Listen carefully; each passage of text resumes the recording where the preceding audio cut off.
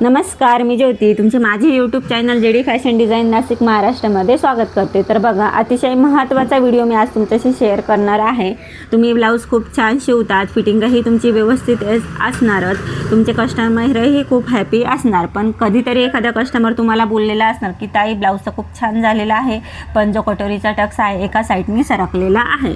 तर असं का होतं याचं रिझन मी तुम्हाला आत्ता सांगणार आहे। आणि तसं होऊ नये म्हणून आपण कोणती काळजी हे जे कटोरीचे टक्स मारत असतो ना त्यावेळेस घेतली पाहिजे, हेच मी तुम्हाला आत्ता या व्हिडिओमध्ये सांगणार आहे। तर व्हिडिओ स्किप न करता शेवटपर्यंत बघा। आणि अजून एक गोष्ट सांगायची होती, माझं जे शॉप आहे ते मार्केटमध्ये आहे, तर बॅकग्राऊंडला आपला गाड्यांचा आवाज वगैरे येणार, थोडासा पब्लिकचाही आवाज येणार, तर तुम्ही त्याच्याकडे लक्ष न देता मी जे शिकवते जे सांगत आहे त्याच्याकडे तुम्ही लक्ष द्या।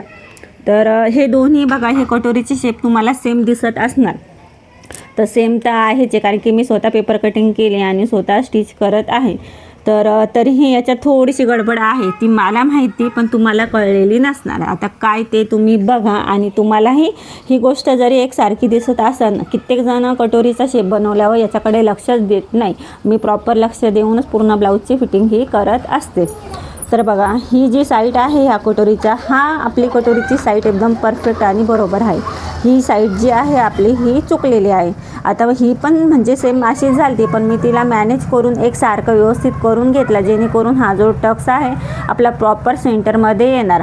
म्हणजे ह्या साईडने अर्धा इंच आपला काजबटन पट्टीमध्ये जाणार आणि फिटिंगमध्ये हा आपला अर्धा इंच गेल्यानंतर हा जो मधला स्पेस आहे ना एकदम ॲक्युरेट सेम असा राहणार। म्हणजे टक्स ह्याही साईडनं फिरणार नाही आणि टक्स ह्याही साईडने फिरणार नाही, प्रॉपर असा आपला हा टक्स राहणार। आता ही साईडची जी कटोरी आहे ती तुम्हाला परफेक्ट दिसत असणार, पण आता आपण जर हे चेक केलं, आता बघा एक टक्स मारल्यानंतर आपण अगोदर हे चेक करून घ्यायचं। आता ही जी खालची साईड आहे बघा, ही साईड आली आहे आपली 3.5 ते 3.25ची, आणि ही जी साईड आहे आलेली आपली 3ची। आता बघा, दोन्ही कटोरीचे माप मीच काढलेले होते, म्हणजे एकच साईज आहे, पण तरी पण शिवताना असा प्रॉब्लेम मला झाला।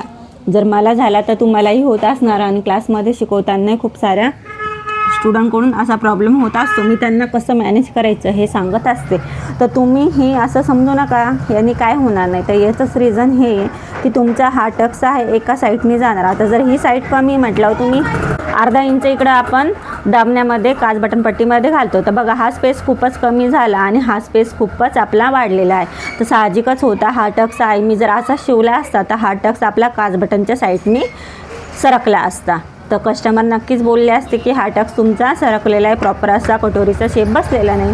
आता याचा शेप बघा, ही जी साईड आहे प्रॉपर 3 इंचाची आली, आणि ह्या साईडनी पण बघा 3 इंचाची, म्हणजे 3 आणि 1 रेष आली, आणि इकडं पण 3 आणि 1 रेष आली। तर हा प्रॉपर आपला कटोरीचा शेप एकसारखा झालेला आहे। तुम्ही पण तुमचे टक्स मारल्यानंतर दोन्ही पॉईंट चेक करून घ्यायचे, टक्सचा जो आपला सेंटर आहे तो बरोबर मध्ये आलेला आहे की नाही हे आपल्याला चेक करून घ्यायचं असतं। याने काय होणार, तुमचे टक्स जे आहे एका साईडनी सरकणार नाही।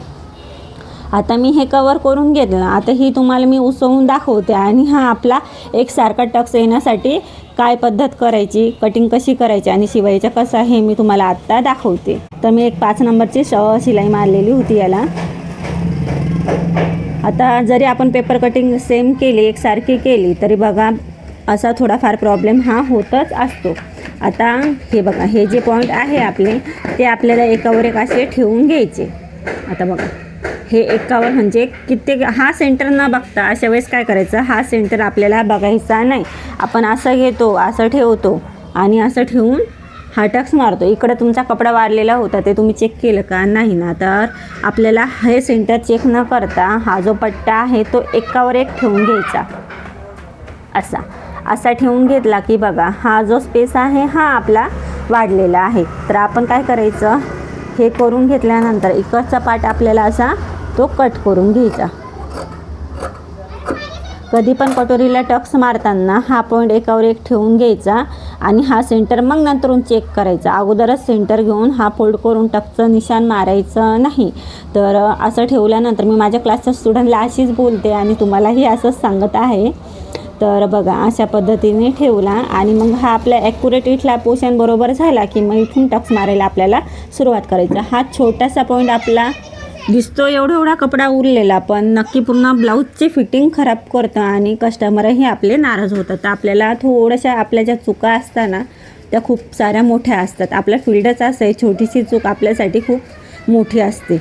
तर हे लक्षात घेऊन हे असं कटिंग तुम्ही प्रॉपर करून घ्यायचं आणि मगच टक्स मारायचा असतो. आता त्या साईडची कटोरीचा मी टक्स मारून घेतलेला होता. अशी पद्धत करून मी प्रॉपर तो मॅनेज करून घेतलेला होता.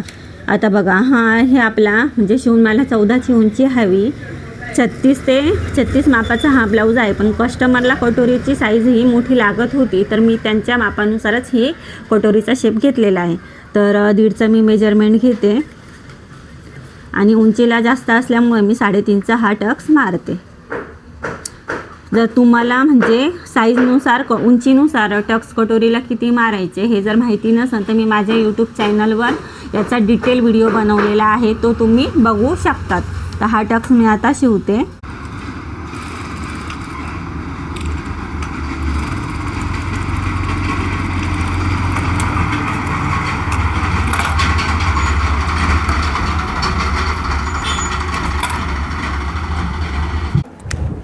तर बघा मी हा टक्स मारून घेतलेला आहे. आता हे ओपन केल्यावर बघा तुम्ही एकसारखा हा पोर्शन आपला दिसत आहे. तर मग अशी 4.25 ह्या साईडनी आलतं आणि 3 ह्या साईडनी आलतं. आता मी पुन्हा चेक करणार हा पॉईंट आपला बरोबर आहे की नाही. बघा 3 आणि 1 रेष इकडून आली आणि 3 आणि 1 रेष याही साईडनी आलेले आहे. तुम्हाला हे दिसत असणार. एकदम प्रॉपर आपला हे दोन्ही पार्ट मॅनेज झाले, म्हणजे हा टक्सचा इथलं जे मेजरमेंट होतं ते एकसारखं राहणार. तर हे दोन्ही पार्ट एकसारखे झाले. तर असं करायचं, त्यामुळे काय होईल तुमचा जो टक्स आहे एका साईडनी जाणार नाही.